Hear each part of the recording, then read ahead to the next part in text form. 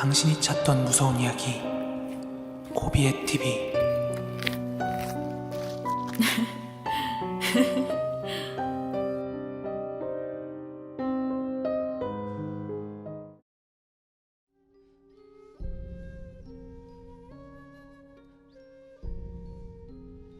이 괴담은 전라도에 있는 한 모텔에 대한 이야기입니다. 이 모텔은 전라도에서도 번화가가 아니라 되게 외진 곳에 자리를 잡고 있습니다. 그 모텔은 바로 도로가 옆으로 자리를 잡고 있긴 한데 사람이 그렇게 많이 다닐 만한 곳은 전혀 아닙니다. 심지어 지금은 일반 손님은 전혀 받고 있질 않고 달방 손님만 예약으로 받고 있다고 하네요. 아무튼 본론으로 들어가서 이 모텔 주인장이 이 모텔 일을 시작한 지 약 1, 2년 정도 지난 뒤였다고 합니다. 그분은 보통 카운터에서 잠을 주무시곤 하셨는데 카운터 방에 침대랑 업무 보고 CCTV 다 볼 수 있는 컴퓨터까지 있으니까 잠도 자고 업무도 보고 그랬던 거죠. 그런데 어느 날인가부터 이 모텔 카운터에서 잠을 잘 때면 끔찍한 가위에 시달리기 시작했다고 합니다. 하지만 이 가위 눌림이 하루 건너 하루 이렇게 눌리는 게 아니라 그 카운터에서 자는 날이면 진짜 매일매일 반복적으로 그렇게 눌리게 되었대요.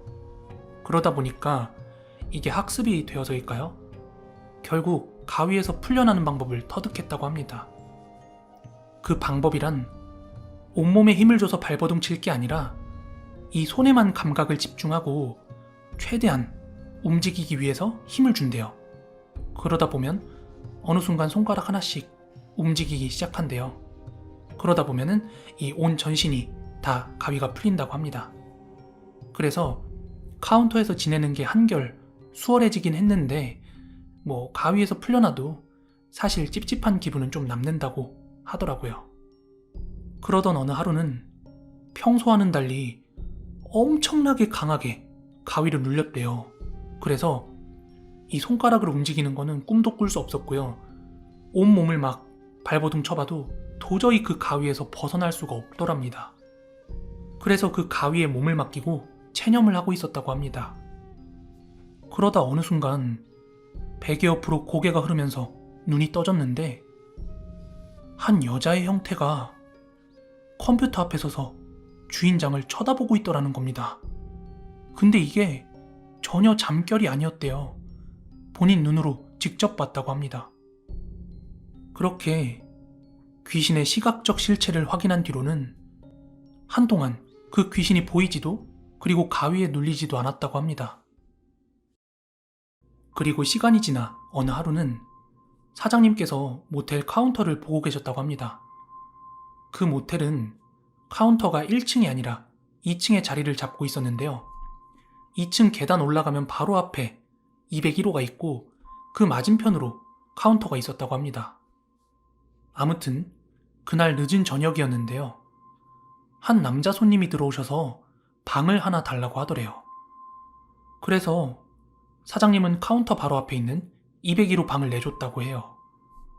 그런데 여기가 커플이나 부부가 손잡고 걸어서 왔다 갔다 들르는 그런 모텔이 아니라 차를 끌고 왔다 갔다 하다가 잠깐 와서 눈 붙이고 가는 그런 모텔이에요. 거의 시설은 여관에 좀 더 가까운 것 같아요. 그러다 보니 그날은 201호 말고는 아무 손님도 없이 사장님 혼자 카운터를 지키고 아침까지 있었다고 합니다. 그런데 바로 다음날 아침 201호에서 묵었던 남성 손님이 카운터로 오더니 사장님한테 이렇게 얘기하더래요. 아니, 이 모텔은 한밤중에 뻔히 자고 있을 텐데 왜 여직원을 보내가지고 필요한 거 없냐고 잠을 깨웁니까? 그래서 사장님은 손님한테 정확하게 설명을 했어요. 여기는 어제 나하고 청소 아줌마 둘뿐이 없었다. 이렇게요. 그러자 이 남자 손님이 아니다. 내 두 눈으로 똑똑히 봤다. 어제 한밤중에 자고 있는데 막 노크하면서 깨우길래 문 열고 나갔더니 나한테 뭐 필요한 거 없냐고 묻더라. 그래가지고 필요한 거 없다고 하니까 그대로 가더라. 이렇게 이야기를 하더래요. 근데 이상하잖아요. 어제 청소 아줌마가 거기 갔을 리도 없고 여직원도 없는데 말이죠. 심지어 손님도 없었고요. 그래서 뭔가 낌새가 이상하다고 생각한 사장님께서는 손님을 보내고 나서 저장된 CCTV 화면을 돌려봤다고 합니다. 그런데 복도가 찍힌 그 CCTV 화면엔 여자도 귀신이랄 것도 전혀 찍혀있지 않았다고 합니다. 다만 그 남자 손님의 말도 거짓말이 아니었습니다. 무슨 말이냐고요? 그 감시 카메라 화면엔 한밤중에 갑자기 201호 문이 열리고 복도로 반쯤 몸을 내민 그 남성이 허공에 대고 누군가와 이야기를 하고선 문을 닫고 들어가는 장면이 찍힌 것입니다.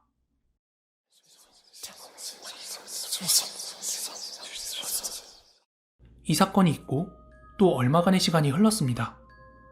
이 모텔은 3층짜리 모텔이고 앞에서 말씀드린 대로 2층에 카운터가 있어요. 201호 앞에.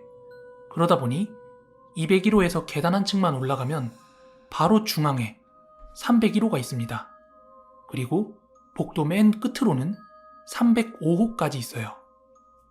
그리고 이 복도 끝에 305호 옆으로 두꺼비 집이 있습니다. 그러던 어느 날 자정이 넘은 새벽 시간이었다고 합니다. 2층 카운터로 손님이 한 분 올라오셔서 방을 달라고 하셨답니다. 그래서 301호 방키를 드리고 한 층만 올라가세요 하고 안내를 해드렸대요. 그런데 손님이 올라가자마자 곧장 다시 내려와서는 방에 불이 안 들어온다고 하더래요. 그래서 사장님이 그럼 어떻게 방을 바꿔드릴까요? 하고 여쭤봤더니 그건 또 괜찮다고 하더랍니다. 그래서 사장님은 이게 차단기 문제인가 싶어가지고 두꺼비 집을 확인하기 위해서 305호가 있는 3층 복도 끝으로 천천히 걸어가게 됩니다.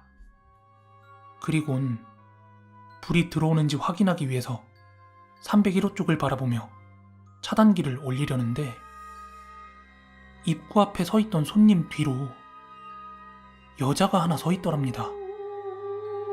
너무 놀란 사장님은 두꺼비 집으로 고개를 돌리곤 우선 손님이 계시니까 침착하게 전원을 올렸어요.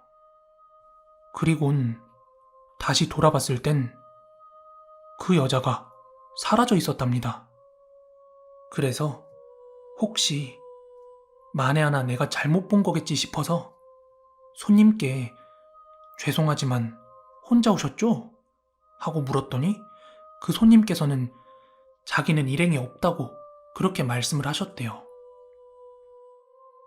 그런데 이 M모텔에서 계속해서 귀신이 목격되는 데는 뭔가 이유가 있을 거 아니에요.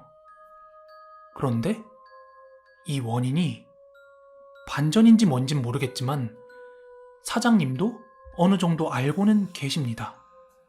사장님이 20년도 더 전부터 그 동네에 살고 계셨는데 처음에 그 동네에 갔을 때는 이 모텔이 당연히 없었겠죠? 그럼 이 모텔 자리가 뭐였냐? 바로 묘지터였다고 합니다. 그리고 그 묘지터는 사장님께서도 다 보셨대요. 묘지터가 있었던 걸. 그래서 거기 있는 지방령이나 아니면 그곳을 떠나지 못하고 있는 혼령들이 그 모텔에 자꾸 나타나는 게 아닌가 이런 생각이 드네요. 사실 저는 이 괴담을 오래전부터 알고 있었어요. 그리고 정확하게 이 모텔의 이름이 뭔지, 위치가 어딘지, 이 괴담을 누가 처음 말했는지 이런 거 정보 다 가지고 있거든요. 그래서 제가 예전에 여기로 꼭 한번 괴담 속으로 촬영을 가고 싶었어요. 그런데 제가 앞에서 미리 말씀드렸다시피 지금은 일반 손님 아예 안 받고 달방 손님만 예약만 받고 있더라고요. 그래서 사실 그 사장님께 제가 막 전화를 드렸어요. 근데 죽어도 안 받으시더라고요. 뭐 촉이 있으신가? 그래서 제가 아쉽게도 알면서도 가지 못했던 괴담 스팟 중에 한 곳입니다. 그럼 거기에 지금 달방 잡고 사시는 분들은 아무것도 목격을 못하고 멀쩡하게 잘 살고 있을까요? 좀 궁금하기도 하네요.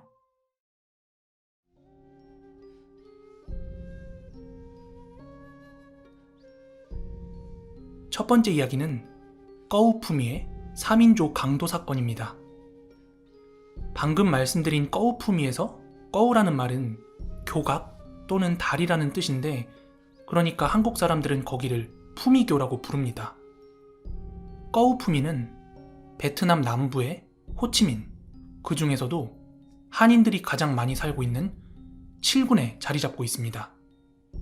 그런데 제가 중학교 땐가 고등학교 땐가 하여간 이 푸미교에서 굉장히 떠들썩한 사건이 하나 있었습니다. 베트남은 알리바바라고 해서 길에서 이렇게 한 손으로 핸드폰을 하면서 가거나 아니면 사치품을 이렇게 들고 다니면 오토바이 강도가 이렇게 날치기해서 가는 일이 굉장히 비일비재해요. 그런데 이렇게 손에 들고 있는 소지품을 채가는 일은 워낙 비일비재하기 때문에 듣기도 많이 듣고 보기도 많이 봤는데요. 저도 이런 경우는 처음 봤습니다. 어느 날 이 푸미교에서 여성 강도 일당 3명이 온몸에 금칠을 한 여성을 타겟으로 삼게 됩니다. 베트남 부자들이 진짜 금을 좋아하거든요. 있는 거 티내려고. 근데 우리나라처럼 얄쌍하고 고급스러운 그런 금이 아니라 진짜 알맹이 크고 두꺼운 그런 걸 되게 좋아해요. 하여간 타겟이 된 그 여자도 손목에는 금팔찌, 손에는 두꺼운 금반지들, 금목걸이, 명품 가방, 이렇게 금부치들을 치렁치렁 달고 있었나봐요. 그런데 이걸 그냥 날치기 했다면 제보도 안 했을 거예요. 그 3인조 여성 강도가 손에 있는 금부치들을 가져가려고 오토바이를 타고 가다가 그 여자의 손목을 칼로 썰어버린 거예요. 하지만 그 계획이 실패를 해서 피해자의 손이 완전히 잘리지 않고 대롱대롱 막 피철철 나면서 매달려 있었던 거예요. 그래서 그대로 이제 붕대를 감고 병원으로 후송이 됐는데요. 그런데 그 사건이 벌어진 시간이 당시 제가 다니던 학교 호치민시 한국국제학교의 셔틀버스 운행 시간 중이었어요. 그래서 많은 학생들이 그 장면을 목격할 수밖에 없었습니다. 그리고 결국 그 사건의 범인 3인조 여성 강도는 검거가 되었는데요. 나중에 그 범행에 쓰인 범행 도구가 기사에 나왔는데요. 칼이었는데 그 요리할 때 쓰는 중식도 있죠. 이 네모난 큰 칼. 그걸로 사람 손을 그렇게 만들었더라고요. 물론 당연히 범죄자들이 문제긴 한데 베트남에서는 너무 부티를 내면 이런 크고 작은 사건 사고들이 발생을 할 수가 있습니다. 두 번째 이야기인데요. 두 번째 이야기도 호치민 7군이 배경이 됩니다. 호치민 7군에는 크레센트몰이라고 하는 굉장히 큰 쇼핑센터가 하나 있습니다. 그리고 지금은 철거가 됐지만 그 당시 그 크레센트몰 앞에는 덩그러니 버려진 한 폐 아파트가 있었습니다. 그런데 그 아파트 앞에서 오토바이 교통사고가 굉장히 잦았습니다. 베트남에는 원래 오토바이가 워낙 많고 사람들이 양보 운전 모르고 되게 공격적이라서 여기저기 사고가 원래 잘 나긴 해요. 하지만 이 아파트 앞에서는 차 대 차, 오토바이 대 오토바이 사고가 아니라 유독 혼자 벽에 박는다든지 넘어지는 사고가 비일비재했어요. 그리고 이 사고 당사자들의 증언이 대부분 비슷하거나 일치했다고 합니다. 오토바이를 운전하고 있는데 갑자기 어떤 여자가 도로로 뛰어들었다든지 혹은 오토바이를 타면서 잠깐 주변을 살폈을 뿐인데 갑자기 없던 여자가 도로 중앙에 서 있다든지 이런 증언들이었어요. 그냥 소문으로만 들리는 괴담이었어도 그 아파트 앞을 지나기가 많이 무서웠을 텐데 계속되는 사고에 연이은 증언 때문에 그걸 아는 그 주변 베트남 사람들은 그 앞을 지나갈 때 상당히 긴장을 할 수밖에 없었다고 합니다. 마지막 세 번째 이야기인데요. 이게 하이라이트입니다. 호치민 7군에 좀 크고 유명한 비호텔이라고 있거든요. 여기서 일어난 괴담인데 이 괴담은 여러 한인분들이 이미 많이 알고 계세요. 어느 하루였는데요. 한국인 여행객 2명이 이 비호텔에 투숙을 하게 됩니다. 그리고 이 여행객 두 분 중 한 분은 베트남어를 좀 하실 줄 아는 분이고 한 분은 완전히 할 줄 모르는 분이셨대요. 하여간 그 두 분이 B호텔에서 투숙 중에 오후에는 여기저기 막 관광을 다니다가 저녁이 돼서 방에 돌아오신 거예요. 방에 돌아오셔서 두 분이서 침대에 마주보고 앉아가지고 이런저런 이야기를 나누고 있었대요. 그런데 잘 이야기하다 말고 갑자기 문 쪽을 바라보고 있던 투숙객 한 분이 마주 앉은 사람한테 야, 집에 가가 베트남어로 뭐야? 이렇게 물어보더랍니다. 그래서 베트남어 할 줄 아는 그 일행분이 디 베냐 이렇게 알려줬대요. 그랬더니 그 문 쪽을 바라보고 있던 분이 갑자기 디 베냐! 디 베냐! 하면서 미친 듯이 외치기 시작했대요.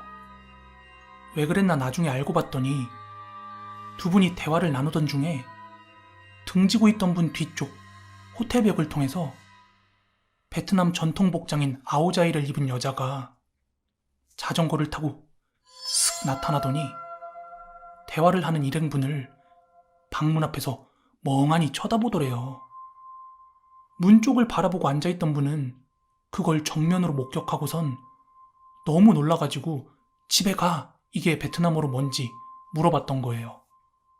그렇게 몇 차례를 집에 가라고 미친 듯이 외쳤더니 슬그머니 반대편 벽을 통해서 지나갔다고 합니다.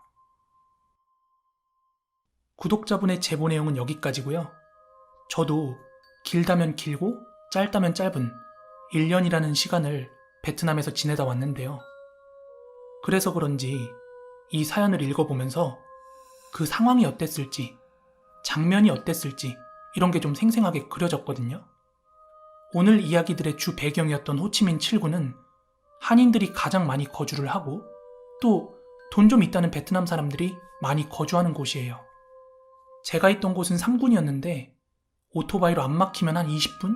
막히면 4, 50분 정도 걸리는 그 정도 위치였어요. 그 3군에서도 제가 살던 동네가 레반시라고 하는 동네였거든요. 근데 제가 벌써 베트남에서 한국으로 돌아온 지가 7, 8개월 정도 돼가지고 그 동네는 요즘 어떨까 하고 인터넷을 검색해봤어요. 그런데 제가 이 레반시를 검색하고 처음 마주했던 검색 결과가 뭐였냐면요. 당시 제가 살던 집에서 슬리퍼 끌고 딱 5분만 걸어가면 중학교가 하나 나오거든요. 거기 중학교 이름이 박당 중학교예요. 저도 우리 바오 데리고 산책 다니면서 그 중학교 앞에 많이 지나다녔거든요. 근데 그 중학교 앞에 되게 큰 나무가 하나 있어요. 그게 50년이나 됐다고 하더라고요. 그런데 제가 한국 돌아오기 불과 며칠 전에 그 나무가 쓰러졌대요. 그래서 그 아래 벤치에서 쉬고 있던 중학생 한 명이 그대로 깔려 죽었답니다. 그리고 주변에 있던 아이들도 몇 명이 좀 크게 다쳤나 봐요. 그 무렵에 비가 많이 내려서 지반이 약해진 탓에 나무가 뿌리채로 뽑혀 쓰러진 건데요. 게다가 베트남은 워낙 고목도 많고 날이 더우니까 사람들이 그늘 밑에서 많이 쉬거든요. 그러다 보니까 햇볕 피하려고 그 나무 아래 벤치에서 앉아있다가 그런 참변을 당한 걸로 보입니다. 이처럼 각 나라의 문화나 배경, 환경에 따라서 사고나 괴담의 모습도 조금씩 차이가 있는 게 좀 흥미롭기도 하고 그렇습니다.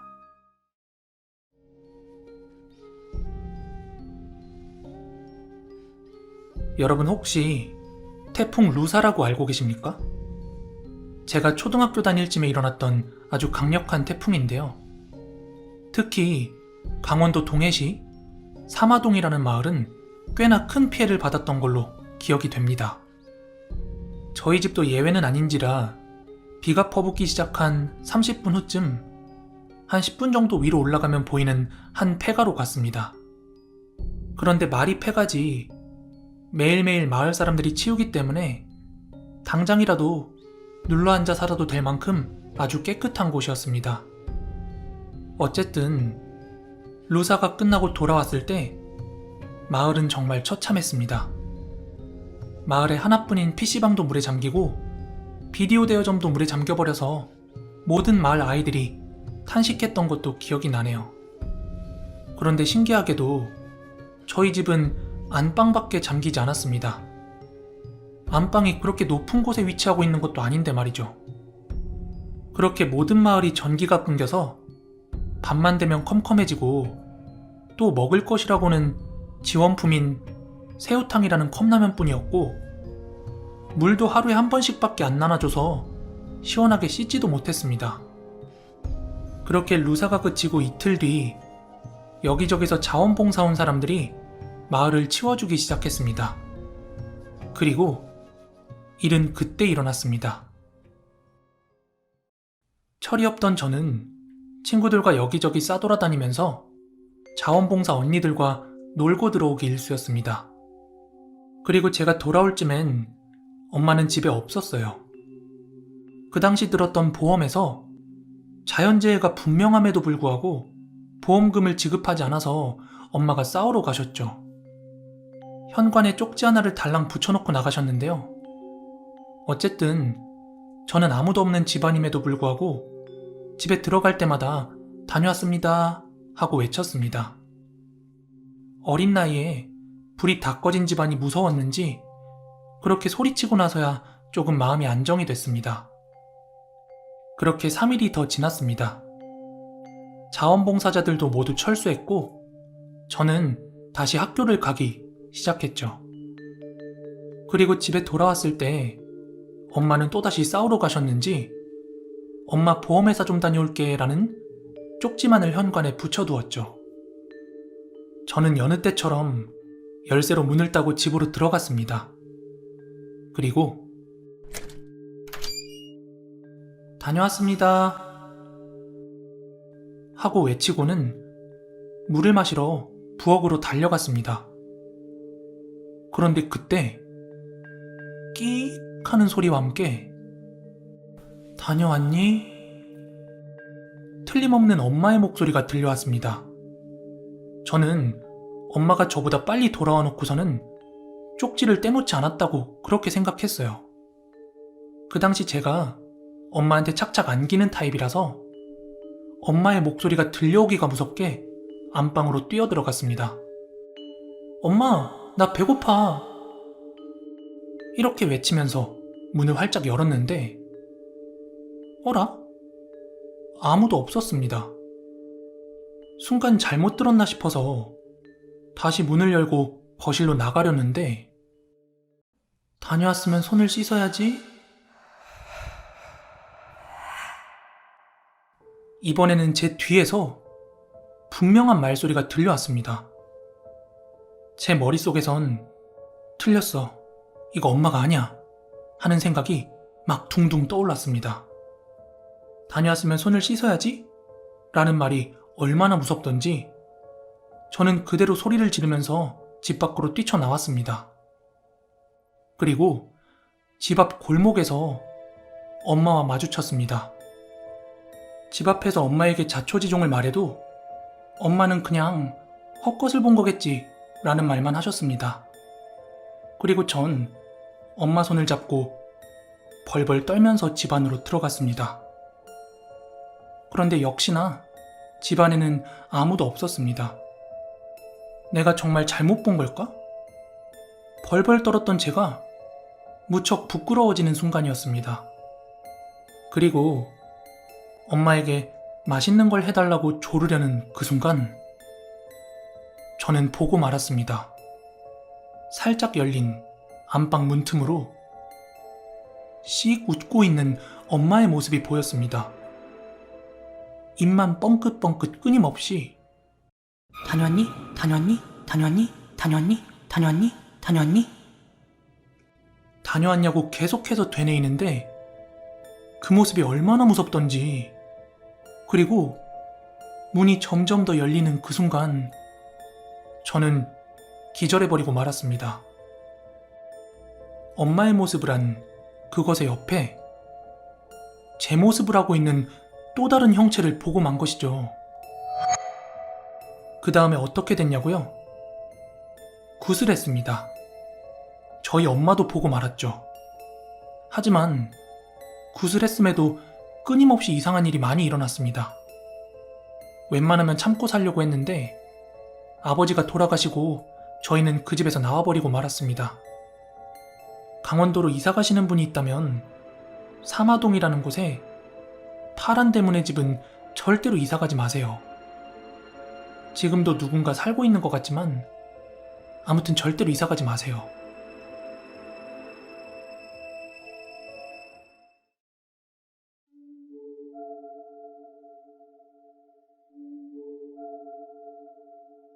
저는 지금 33살의 건강한 남자입니다. 지금부터 제가 직접 겪은 이야기를 한번 해볼까 합니다. 당시 저는 장안공업고등학교 2학년에 재학 중이었습니다. 조금은 건들건들했고 싸움엔 꼭 참석하기를 좋아하는 그런 아이였어요.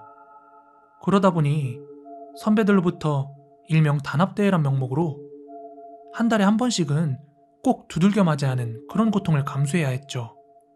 한 번은 못마땅한 선배가 있어 단합대회에 참석하지 않고 충남 서천군 한산에 살고 있는 제 친구네 집으로 단합대회도 피할 겸 놀러를 갔습니다.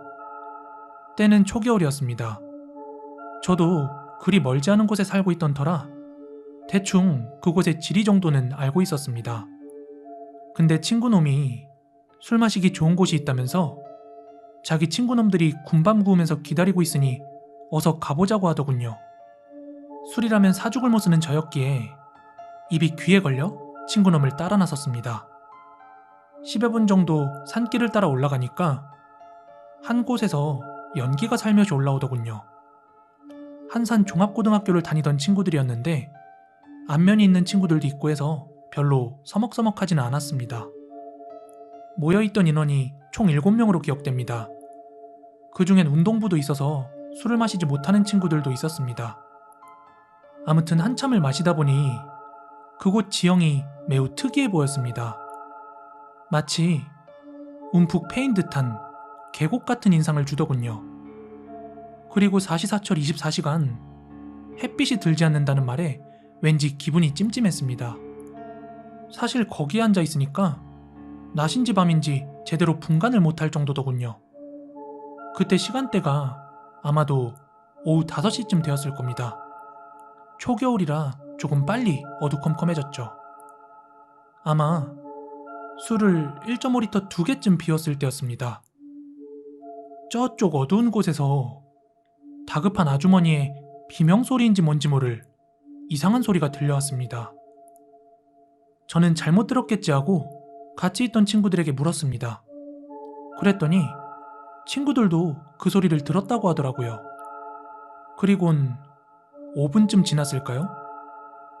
아주머니 한 분이 굉장히 다급하게 총각들 큰일 났어. 좀 도와줄 수 없을까? 이러면서 20-30m 후미진 곳에서 저희를 애타게 부르시더라고요. 그래서 무슨 일이시냐고 물었더니 자기네 논이 지금 수몰 일보 직전이라 논둑이 넘어간다는 겁니다. 글쎄, 총각들 안 도와줄 거야? 하고 재차 묻더군요. 그래서 저희들은 아주머니 걱정 마세요. 저희들이 도와드릴게요. 이렇게 말씀드리고 얼른 자리를 털고 일어서서 아주머니 뒤를 7명 전원이 따라 나섰습니다. 그런데 이해할 수 없는 건 아무리 아주머니 뒤를 쫓아도 거리를 좁힐 수가 없는 거예요. 문득 그런 생각이 스치고 지나가는데 느닷없이 뒤에 있던 친구놈이 야, 귀신이다. 우리 지금 홀린 거야. 이러며 소리를 치는 거예요. 그와 동시에 저는 선두대열에 가고 있었는데 저 여자 발을 보라고 이 새끼들아.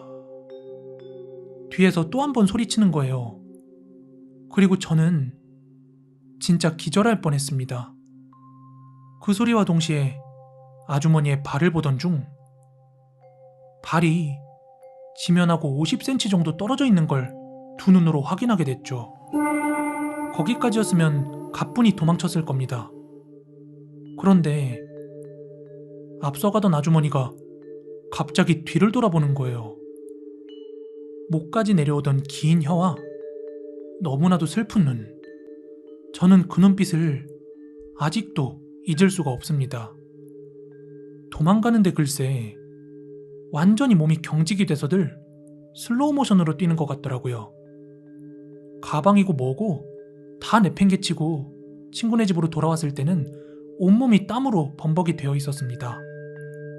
친구 아버님께서 이장님이시라 왜들 시끌벅적하게 동네 휘젓고 다니냐 이렇게 꾸중하시길래 자초지종을 말씀드렸습니다. 그 말을 듣고 난 친구 아버님은 이놈들아 거긴 뭐하러 가서 술을 처마시냐 하시고는 달리 아무 말씀을 안 하시더라고요. 그래서 우리 정말 귀신을 봤다 이렇게 말씀을 드렸더니 한참을 생각하시던 그 아버님께서 그제서야 입을 떼시더라고요.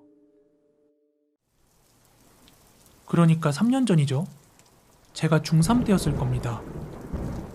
충남 쪽으로 며칠을 장대 같은 비가 퍼부어 홍수가 난 적이 있었습니다.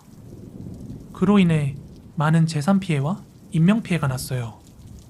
아무튼 우리가 아주머니 귀신을 보았던 바로 그 장소는 옛날에는 병든 아이와 역병자들을 산채로 버리는 애장터라는 곳이더군요. 그 애장터를 중심으로 바로 뒤쪽 산에 집 한 가구가 살고 있었는데 일찍이 남편은 죽고 시어머니만을 모시고 살던 며느리가 있었답니다. 그런데 시어머니가 병환으로 오랫동안 누워 계셔서 반일만으론 약값이 턱없이 모자랐다고 하더라고요. 그래서 모시 짜는 일을 하면서 시어머니를 모시고 있었답니다. 한산은 모시로 유명하잖아요.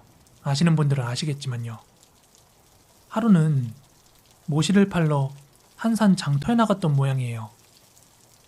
그런데 그날 장대비가 억수로 쏟아지면서 시어머니 혼자 계시는 집에 산사태가 밀려와 집을 덮친 것이었습니다. 그날 집으로 돌아온 며느리는 차마 입을 다물지 못했겠죠. 그렇게 비는 그치고 슬픔에 잠겨서 하루빨리 시신을 수습해주기만을 기다리고 있었다고 합니다. 그런데 공무원들이 더 바쁜 일이 있다면서 차일피일 미루기만 하더랍니다. 사실 그때 피해 규모가 엄청났었거든요. 불효한 것 같은 마음에 한시도 잠을 못 이루던 며느리는 자기 혼자 힘으로 해결해보겠다며 그 매몰된 현장을 스스로 파내려 갔던 거예요. 그런데 비가 온 뒤라 아직 집안이 다져지지 않아 그만 며느리 또한 매몰이 된 거예요. 그 사실을 누군가 빨리 알았더라면 구할 수도 있었겠지만 자기 집들도 엄청난 피해를 입은 터라 엄두도 못 냈을 거고 게다가 누가 산속까지 할 일 없이 올라갔겠어요. 그리고 세상에 2달 뒤에서야 면사무소 직원들이 수해 현황 파악하러 갔다가 매몰된 걸 그때야 알아차리고 시신을 수습했답니다. 그런 일이 벌어지고 나서 딱 1년 후부터 특히 벽에는 추수철에는 지금도 어김없이 세상 떠나신 아주머니가 계속 돌아다닌다고 하더군요. 그래서 그쪽으로 통하는 산길을 아예 폐쇄했답니다. 워낙 한이 많이 담긴 귀신이라 사람을 홀려서 죽음까지 몰고 가는 아주 지독한 귀신이라고요. 위령제를 시도하며 무당들도 여러 번 불렀는데 무당들이 혀를 내두르면서 도망가기 일쑤였다고 하더라고요. 아무튼 이건 실화이고요. 아주머니 귀신을 목격했던 7명 중에는 당시 술을 마시지 않은 친구도 있었기 때문에 제가 여러분께 거짓말을 하는 건 절대 아닙니다.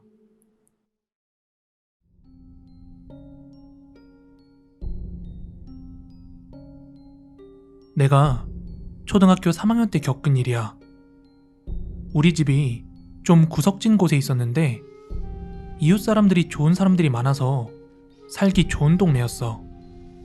그 중에 한 명으로 한 재수생 누나가 있었어. 제대로 기억은 나지 않지만 대학을 2번 정도 떨어진 것으로 기억을 해. 그래도 그 누나는 언제나 주위에 밝은 모습만 보여줬어. 그리고 나도 어렸을 당시에 되게 애교가 많은 편이라서 누나와 많이 친했었어. 그래서 집에도 자주 놀러 가는 편이었지. 누나는 혼자 자취를 했었는데 좀 낡긴 했어도 혼자 살기엔 넓은 집이라 누나가 좀 적적했는지 나를 자주 불러줬어. 누나 집에서 같이 라면도 먹고 낮잠을 자기도 했어. 그럼 지금부터 일이 발생했을 당시의 상황을 말해줄게. 그날도 난 학교가 끝나고 누나네 집으로 놀러를 갔어. 근데 이상하게 불이 켜져 있지 않고 꺼져 있는 거야. 아까 말했다시피 동네가 좀 구석진 곳에 위치해서 어두운 편이었기 때문에 낮에도 불을 켜놔야만 했거든. 그래서 누나가 어디 나갔구나 이렇게 생각하고 집으로 들어와서 혼자 놀고 있었어. 그런데 다음날에 가봐도 계속 불이 꺼져 있는 거야. 며칠 동안 계속 불이 꺼져 있어서 난 누나가 집에 한동안 안 들어온 줄 알고 청소라도 해줄 생각이었어. 평소에 우리 부모님들은 일 때문에 집에 늦게 들어오시기 때문에 우리 집엔 형과 나밖에 없었거든? 하지만 형은 게을러서 내가 청소를 자주 하는 편이었기 때문에 대충은 할 수 있었어. 그래서 집 안에 들어가려고 누나가 숨겨놨던 비상키를 꺼냈어. 누나가 좀 덜렁대는 편이라서 열쇠를 자주 잃어버렸기 때문에 그런 상황을 대비해서 열쇠 하나를 숨겨놨었거든. 그리고 난 그걸 본 적이 있어서 알고 있었던 거야. 지금 생각하면 그게 범죄지만 어린 내가 뭘 알았겠어. 하여튼 열쇠로 문을 열었는데 갑자기 이상한 냄새가 날 덮쳐왔어. 말로 표현하기는 힘들지만 맡기만 해도 구역질이 올라온다고 해야겠지? 나는 집안을 둘러보았고 바닥에는 곰팡이가 핀 음식들이 가득했어. 그때가 겨울이긴 했지만 집안에는 보일러가 돌아가고 있어서 음식이 빨리 상했던 것 같아. 하여튼 나는 우선 음식들을 봉투 큰 곳에 모두 모아 밖에 놔두고 창문과 문을 열어 환기를 시켰어. 그러자 냄새가 좀 빠져나가는 듯 하더라. 그래서 바닥을 닦기 위해 걸레를 들고 화장실로 향했어. 그리고 그때 본 상황은 평생 동안 잊혀지지 않을 거야. 그때 나는 어두컴컴한 암흑 속에서 흔들리는 무언가를 보았어. 동네가 구석져서 화장실에 창문 같은 건 없었거든. 한마디로 암흑이었지. 그래서 입구 옆에 있는 스위치를 더듬거리며 찾아 불을 켰어. 그렇게 불이 켜지고 내가 본 건 부패가 되어 썩은 내가 진동하는 누나의 시체였어.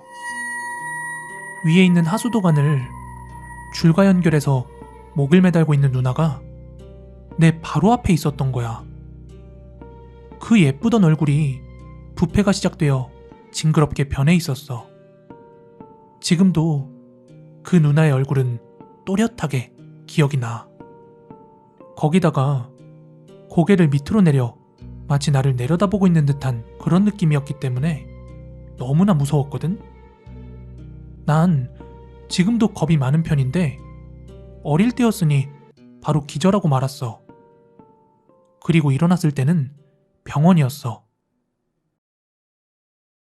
그땐 내가 제정신이 아니었어. 생전 처음으로 시체를, 그것도 가족처럼 친했던 누나의 자살한 모습을 보았으니까 정신적 쇼크가 심해서 말조차 하지 못했어. 진짜 병원에서 한 달 정도 정신과 치료를 받으면서 상태가 많이 호전된 후에 퇴원할 수 있었어. 집으로 돌아온 후 난 누나가 살던 집 앞을 잘 지나다니지 않았어. 가더라도 누군가와 꼭 같이 지나다녔거든. 그때 당시에는 너무나도 그곳이 무서웠어. 그리고 내가 집으로 돌아온 지 얼마 안 돼서 한 가족이 그 집으로 이사를 왔는데 아줌마 한 분과 그 밑에 아들 2명이었어. 한 명은 우리 형과 동갑이었고 다른 한 명은 나보다 1살 어렸어. 나이대가 비슷한 데다 같은 동네에 사니까 우린 빨리 친해질 수 있었어. 같이 집에 가서 밥도 먹고 목욕탕도 같이 가고 엄청 친해졌지. 그런데 그 형과 동생이 시간이 가면 갈수록 점점 수척해지는 거야. 처음에 형은 보통 체형에 동생은 좀 통통했는데 2주가 채 되지 않아서 형은 점점 말라서 마른 체형이 되어버리고 동생은 그 귀엽던 볼살이 쏙 빠져버렸어. 그리고 그 형이 너무 힘들었는지 갑자기 나한테 말을 꺼냈어. 밤마다 꿈에서 귀신이 나오는데 너무나 무섭다고 말이야. 난 직감적으로 그 죽은 누나라는 걸 예상했어. 내가 어렸을 땐 TV를 보면서 귀신이 있다고 믿었거든. 물론 지금도 그 일을 겪었기 때문에 귀신을 믿고 있어. 하여튼 나는 그 말을 듣고 가기 싫었던 그 누나의 집으로 형의 간곡한 부탁에 하룻밤 그 집에서 자게 됐어. 부모님도 그런 일이 있더누라 반대했지만 어렵게 허락을 받고 자게 됐어. 지금 생각해보면 그때 진짜 내가 왜 갔는지 후회가 돼. 하여튼 결국 그 집에 가서 밤이 찾아왔어. 그 형과 동생은 무서워서 잠 오는 걸 참으면서 안 자려고 했지만 어린 나이에 잠 오는 걸 참는다는 게 쉽지가 않았어. 그래서 우리도 모르는 사이에 골아 떨어졌어. 아마 그때가 내 인생의 최대 실수였던 것 같아. 지금도 생생하게 기억이 나. 내 꿈이 시작한 건 내가 누나를 발견하고 기절하기 바로 직전 누나를 발견했을 때 장면이었어. 꿈속에서 난 움직일 수가 없었어. 왜냐하면 죽은 누나의 눈동자가 움직이더니 나와 눈이 마주쳤거든. 난 이게 꿈인 걸 알고 두려움을 쫓아내려 했지만 도저히 그럴 수가 없었어. 누나의 눈은 마치 나를 원망하고 있는 듯한 눈이었는데 그때의 눈은 생각만 해도 소름이 돋아. 그리고 갑자기 누나의 몸이 움직이기 시작했어. 처음에는 진짜 바람에 흔들리듯 작은 움직임이었는데 점점 가면 갈수록 동작이 커지면서 마치 고장난 인형처럼 이상하게 움직이기 시작했어. 나는 공포에 젖어 기절이라도 하고 싶었지만 꿈이라서 그조차도 마음대로 안 되더라. 근데 갑자기 내 몸이 움직이기 시작했어. 나는 서 있기도 힘들 정도로 다리가 풀렸지만 정말 초인적인 힘으로 미친 듯이 문으로 뛰어가 문을 열었어. 그렇게 문을 열고 뒤를 돌아보는데 누나가 화장실 바로 문 앞에 서서 벽을 향해 무언가를 하고 있더라고. 너무 무서웠던 나는 바로 문을 열고 뛰쳐나왔고 그때서야 나는 꿈에서 깨어났어. 진짜 온몸이 식은땀으로 푹 젖어 있었어. 나는 주위에 형과 동생 그리고 아줌마가 보여서 바로 잠을 깨웠어. 내가 너무 무서워서 깨운 것도 있지만 그 사람들도 나처럼 악몽을 꾸는 듯 했거든. 그렇게 아줌마와 형 그리고 동생은 정말 고맙다며 나를 부둥켜 안고 울었어.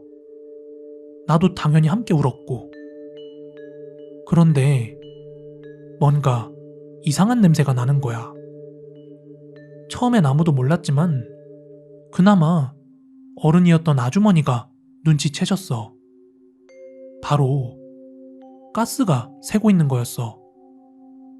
아줌마는 우선 창문과 문을 모두 열고 환기를 시작했고 가스가 어디에서 새는지 찾기 시작했지. 당연히 가스레인지와 연결된 선에서 발생한 거겠지만 그 선이 워낙 길어서 찾고 있었어. 그 선이 긴 이유는 그 집은 가스통을 놓을 곳이 마땅치 않아서 화장실에 가스통을 두고 바로 옆 부엌으로 선을 연결해뒀거든. 나는 그때 마침 꿈속에서 누나가 화장실 문 앞에서 뭔가를 하던 게 생각이 나서 바로 화장실 앞으로 달려갔어. 내 예상대로였지. 그곳에 있던 선은 무언가에 찢기듯 찢어져 있었어. 와, 진짜 이때 소름이 돋던 건 말할 것도 없지. 그리고 그 다음날 그 가족은 이사를 갔어. 나도 지금은 이사를 했지만 그 동네에선 아직도 가까워. 그래서 친구들과 놀고 집으로 돌아올 땐 가끔 그 집 앞을 지나서 오곤 해. 내가 조금 있으면 대학생인데 10년 가까이 흐른 지금도 그 집엔 누가 사는 걸 본 적이 없어. 그리고 나중에 들은 이야기지만 한 번은 꽤 용하다는 무당이 온 적이 있는데 그 무당이 방문 한 번 딱 보더니 그대로 도망갔다고 하더라.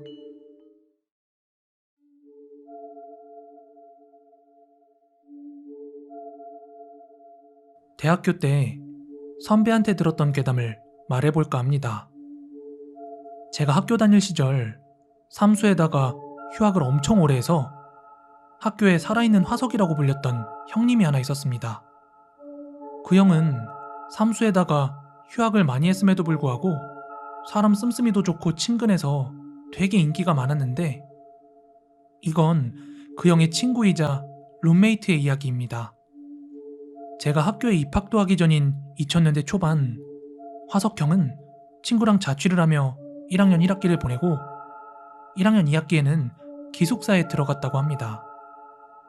제가 1학년 입학했을 때는 이미 그 기숙사가 없어졌지만 그 당시에는 저희 학교가 꽤 역사가 길었기 때문에 기숙사 또한 엄청 낡았던 기숙사였는데 마침 화석형이 기숙사에 입주할 당시에는 남자 기숙사, 여자 기숙사? 이렇게 두 개의 기숙사 중에 여자 기숙사가 학교와 너무 멀다는 이유만으로 여자들의 항의가 계속되자 중간에 남자 기숙사와 여자 기숙사가 이렇게 바뀌던 해였다고 합니다. 그렇게 기숙사를 바꾸고 처음으로 남자가 입주하는 그 학기에 화석형과 친구는 자신들이 배정받은 방으로 짐을 옮기고 있었는데 옆방에서 웬 남학생이 보조사감이랑 말다툼을 하는 것을 보았다고 합니다. 아니, 왜 저도 똑같은 돈 내고 기숙사 들어왔는데 왜 누가 죽은 방을 주냐고요? 이런 식으로 남학생은 자신도 남들과 똑같이 돈을 내고 기숙사에 입주를 했는데 왜 자살한 사람의 방에 입주를 시키느냐고 그렇게 따졌고 보조사감은 어쩔 수 없다는 식으로 그냥 그 남학생을 타일렀답니다. 하지만 결국 그 남학생의 항의로 화석형의 옆방은 빈방이 되어버렸고 너무나 찜찜한 화석형은 과거 그 기숙사를 이용했던 여자친구들한테 그 방에 대해서 한번 물어봤나봐요. 그러자 과거 몇 년 전에 그 방에서 지내던 여학생이 자살했다는 얘기를 듣게 되었습니다. 자살 장소는 그 방 내부가 아니라 다른 곳에서 했다지만 사람들이 너무 찜찜해서 여학생들도 그 방에 입주하기를 거부했다는 말을 들은 화석형은 그냥 대수롭지 않게 여겼답니다. 그렇게 기숙사에 입주를 했는데 술을 좋아하는 형의 친구 때문에 방에서는 혼자 자는 일이 굉장히 많았다고 합니다. 그런데 가끔씩 늦은 밤 복도에서 또각또각거리는 하이힐 소리가 들려왔고 그 형만 그 소리를 들은 게 아니라 그 층 사람이라면 누구나 한 번씩 들어본 소리라 심지어 기숙사 괴담으로 소문이 돌 정도였다고 합니다.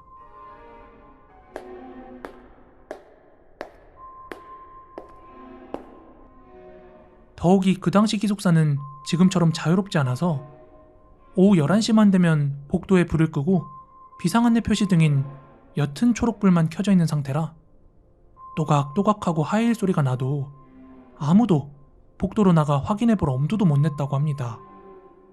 그렇게 시간이 흐르고 학교 축제 시즌이 다가왔다고 합니다.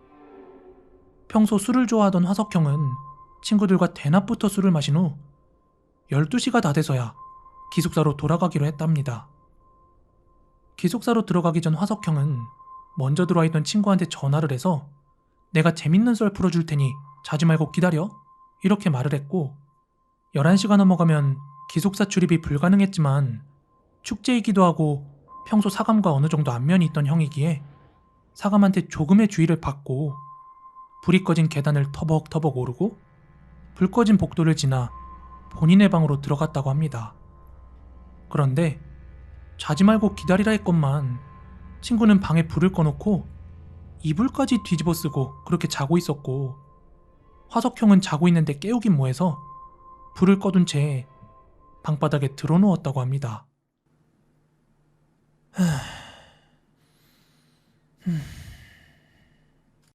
술을 많이 마신 터라 어지러워 후후거리면서 막 이렇게 술을 깨려는 와중에 친구가 이불을 뒤집어 쓰고 막 꿈틀꿈틀거리길래 얘가 자는 척하는 줄 알고 야, 내 말 들어봐 이렇게 말을 걸면서 자기가 겪었던 재미난 이야기를 막 풀었다고 합니다.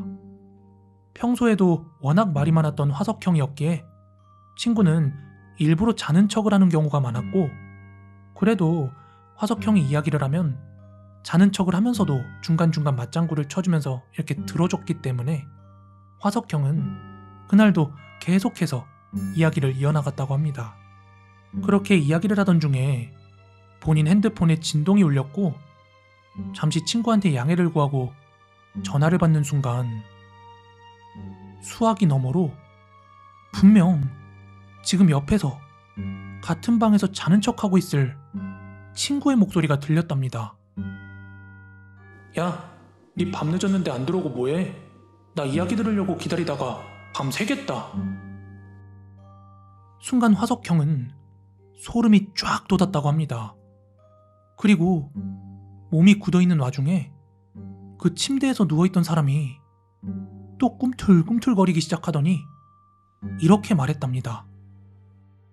얼른 계속해봐.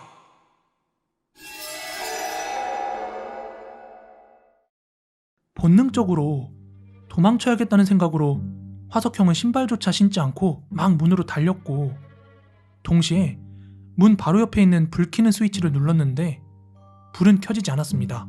그리고 뒤도 돌아보지 않고 복도로 뛰쳐나갔다고 합니다.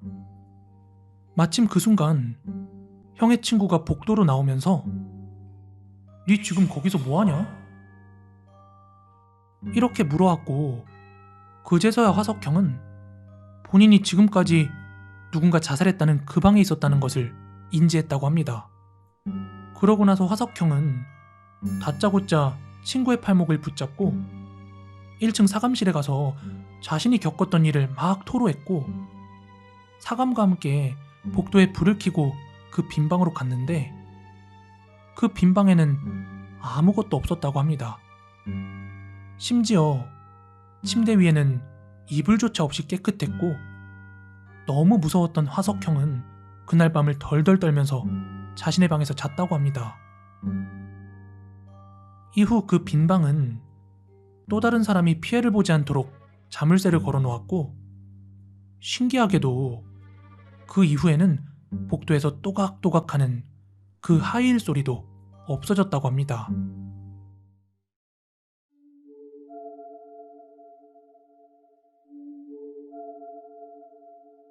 고비의TV 구독자 턱시님의 제보 사연입니다.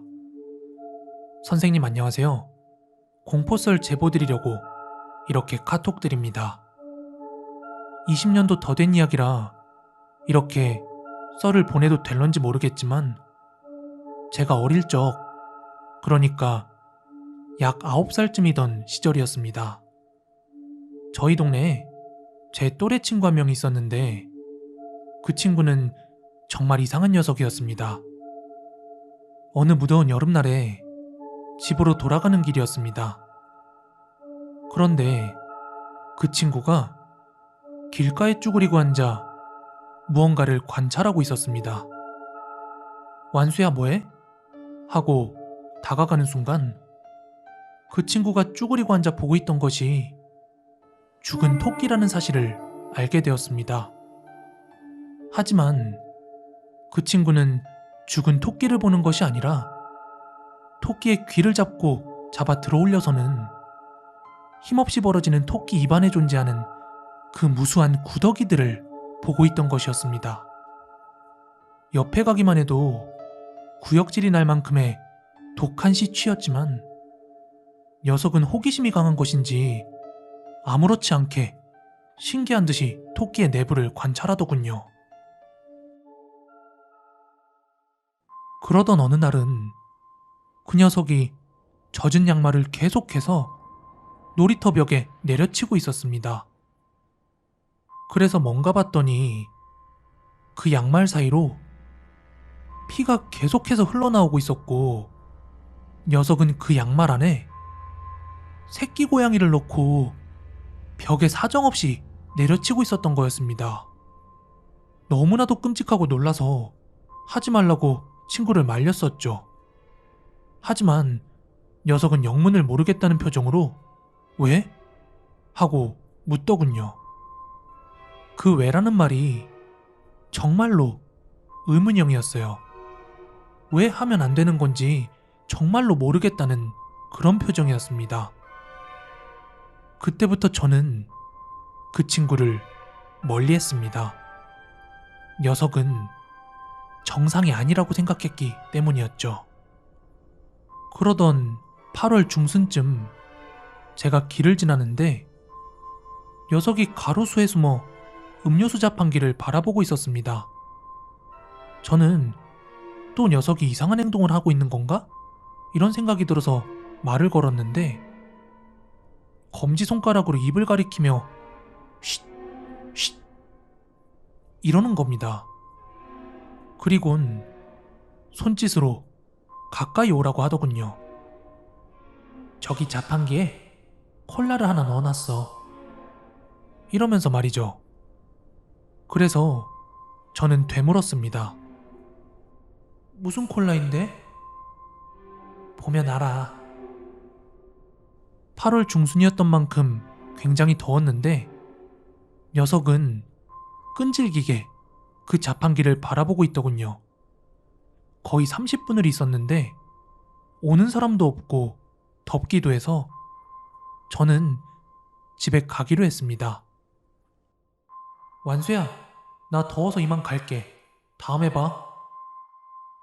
녀석은 내가 간다는 얘기를 들은 건지 안 들은 건지 시큰둥한 표정으로 계속해서 자판기를 바라보고 있었습니다.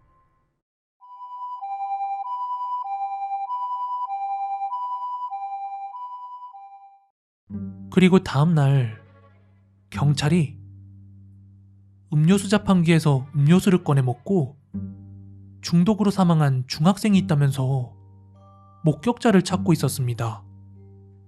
제 뇌리에 스쳐 지나가는 그 녀석의 모습, 전 확신했습니다. 이건 분명 그 녀석의 짓이라고요. 그렇게 오싹한 기분으로 등교를 하고 있는데 그 녀석이 저에게 다가오면서 절 부르는 겁니다.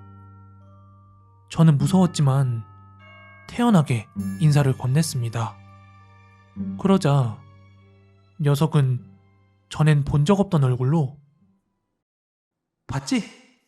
나 안 들켰어. 하며 웃더군요. 전 아무 말도 할 수 없었습니다. 그리고 녀석은 한마디를 덧붙였습니다. 오직 저만 알고 있어야 한다면서요.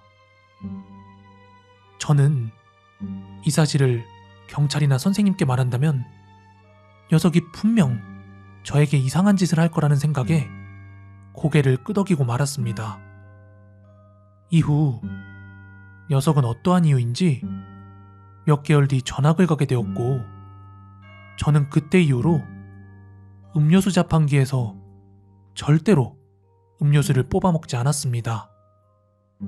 거의 20년이 지난 지금 녀석은 어디에서 어떤 모습으로 살고 있을지 궁금하기만 합니다.